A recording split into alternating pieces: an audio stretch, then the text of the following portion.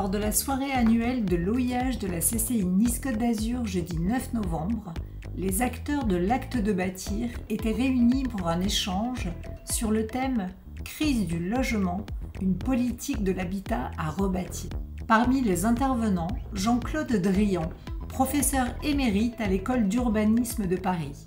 Il nous explique les raisons de cette crise du logement et les mesures à prendre pour enrayer ce cercle vicieux.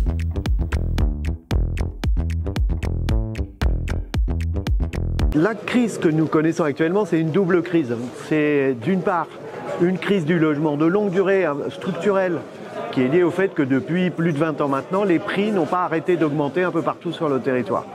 Et que, au fur et à mesure de leur augmentation, même si les ménages solvables étaient encore plus solvabilisés par des taux d'intérêt très bas, eh bien, au fur et à mesure, les ménages de classe moyenne se sont trouvés exclus du système.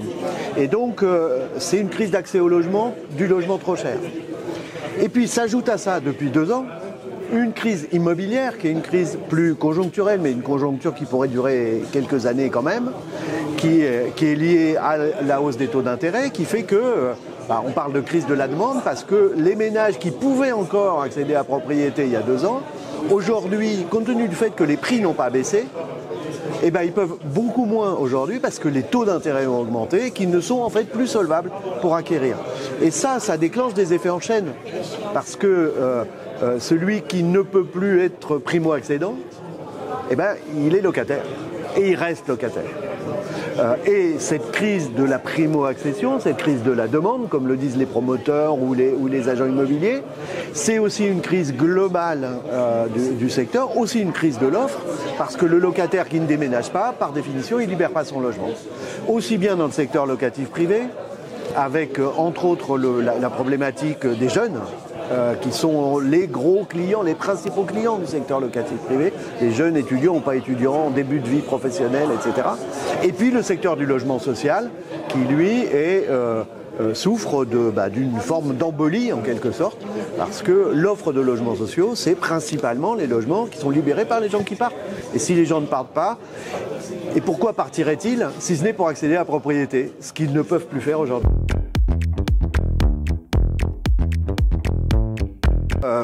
Il n'y a pas une solution miracle, ça c'est absolument clair. C'est jouer sur tous les tableaux. Alors, le financement du logement social, la réglementation de la location touristique de courte durée, de nouvelles formules d'accession à la propriété en séparant le foncier du bâti, le fameux BRS dont tout le monde parle.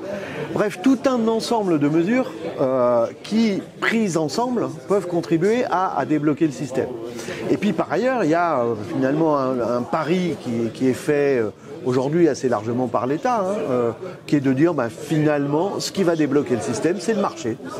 C'est-à-dire que, notamment dans l'ancien, dans le neuf c'est plus compliqué parce qu'il y a la question foncière, mais dans l'ancien, si les vendeurs ne parviennent pas à vendre et que donc le système se bloque, eh ben, la seule solution c'est qu'ils baissent leur prix.